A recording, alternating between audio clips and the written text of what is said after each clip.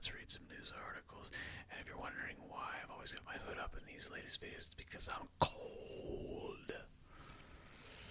Trump has good reason to complain about limits on his ability to fire executive officers. His position is grounded in concerns about the separation of powers that presidents of both major parties have raised for many years. Donald Trump likes to fire people. We know this is true.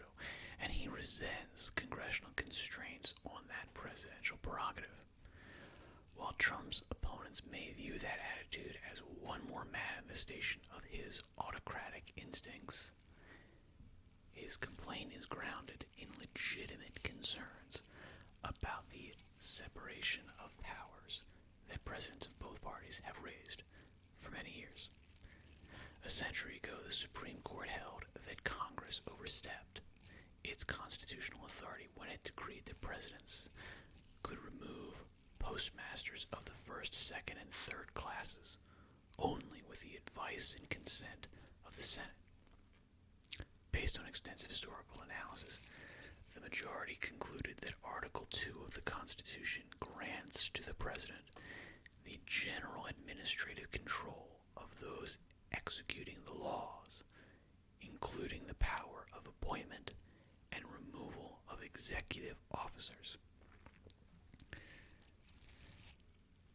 Does Donald Trump have the ability to unilaterally exercise control over departments of the executive? Many people would say, obviously, yes. Of course, right? Administrations come in all the time and they go, yeah, we're going to clean house. We're putting a new guy at the head of the ATF, putting a new guy at the head of the FBI, putting a new guy at the head of the Department of Education, blah, blah, blah, blah. That's a normal thing. So,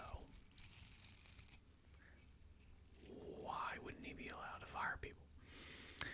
Obviously, there is some degree of, we want some checks and balances in here, but where is the balance?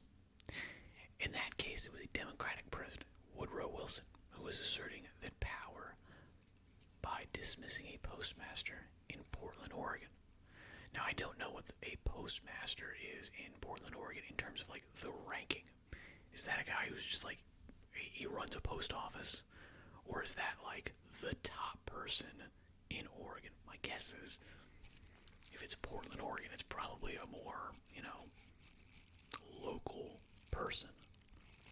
And while it seems massively petty to be doing that,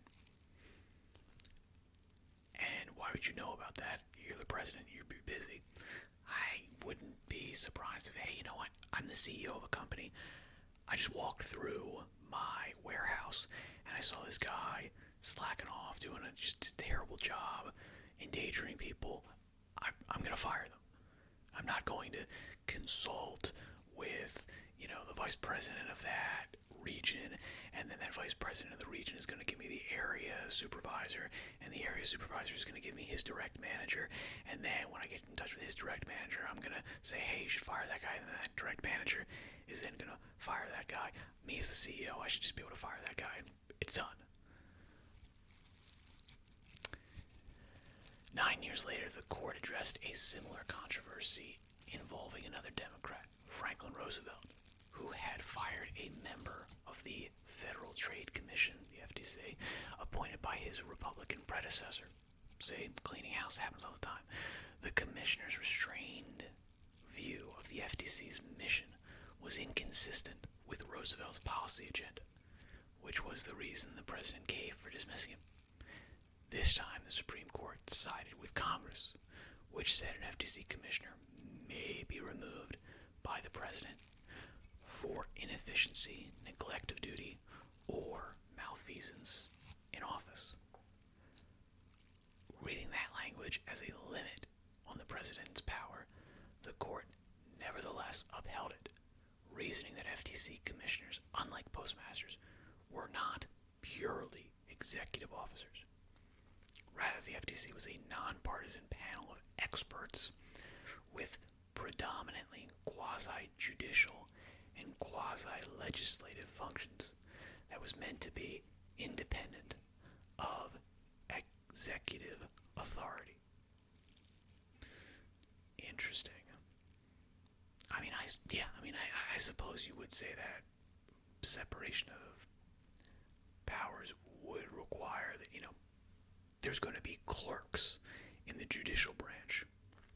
There's going to be people in the judicial branch that are not specifically judges, that are performing the roles of the judiciary. Same thing with, the legislative branch. That is definitely, I think we could say, accurate and would and should be a, limit on who should be fired. But realistically, the majority of the federal workers are probably, correct me if I'm wrong here, are employed under the purview of the executive branch.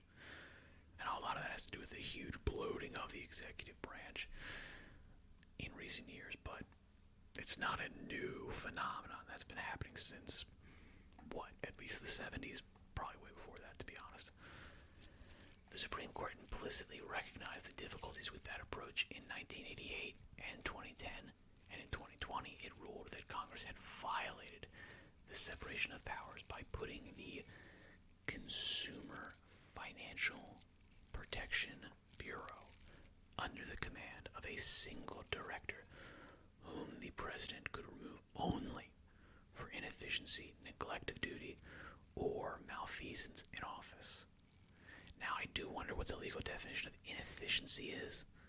Is that something for me, that's such a broad term that I would imagine if you want to fire somebody, you could just say, oh, they're being inefficient.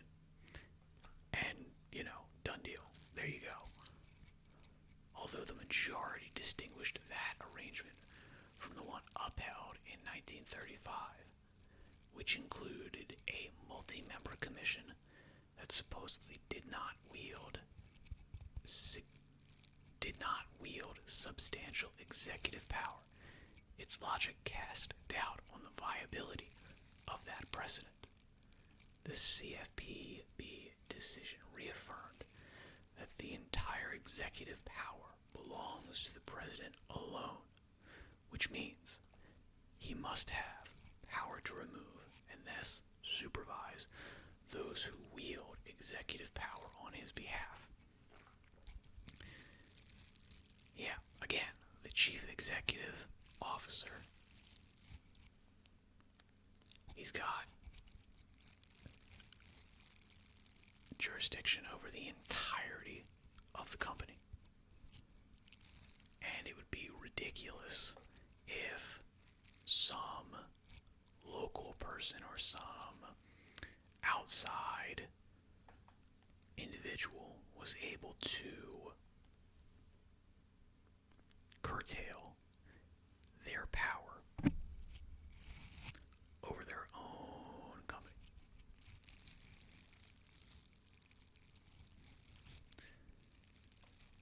The following year, the court ruled that the principle it had defended in the CFPB case also condemned the structure of the Federal Housing Finance Agency, which, like the CFPB, was run by a single director, whom the president could remove only for cause. By the same logic, the Trump administration argues the president should have unlimited power to fire the head of the Office of Special Counsel, an investigative and prosecutorial agency charged with protecting federal employees from prohibited personnel practices. At this stage of that case, the president's lawyers are not questioning the constitutionality of independent agencies like the FTC, but the Supreme Court may ultimately revisit that issue in this case or another involving Trump's assertion of presidential power. The CFPB decision repudiated almost every aspect of the court's ruling in the case that Roosevelt lost. Justice Clarence Thomas wrote in a partial concurrence, joined by Justice Neil Gorsuch, they think the court should explicitly overturn that 1935 precedent, which they say blessed unaccountable independent agencies that exercise vast executive power outside the bounds of our constitutional structure. They have a point.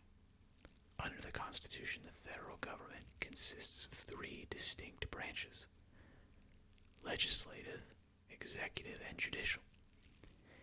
In recognizing an amalgam that is independent of presidential control, the justices effectively authorized a fourth branch of government that the framers never imagined.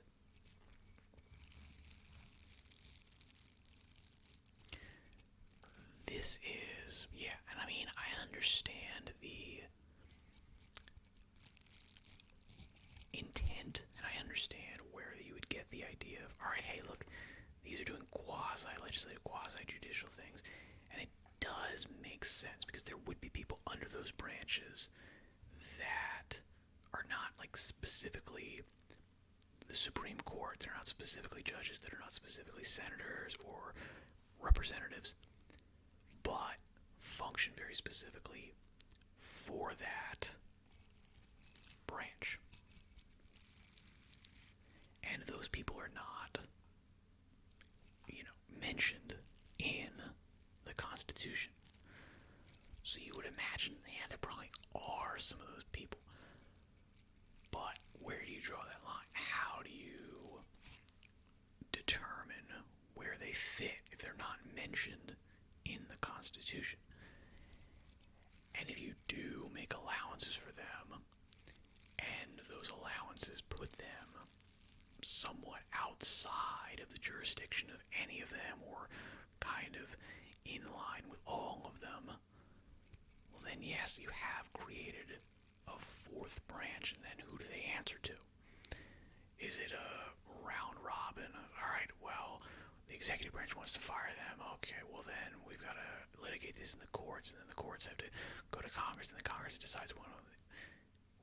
And all the while, this sort of fourth branch is operating without any specific oversight. It's very odd. I don't know. What do you think? Let me know in the comments. Thank you for your time and attention. I hope you enjoyed. Good luck in all your endeavors. And I should say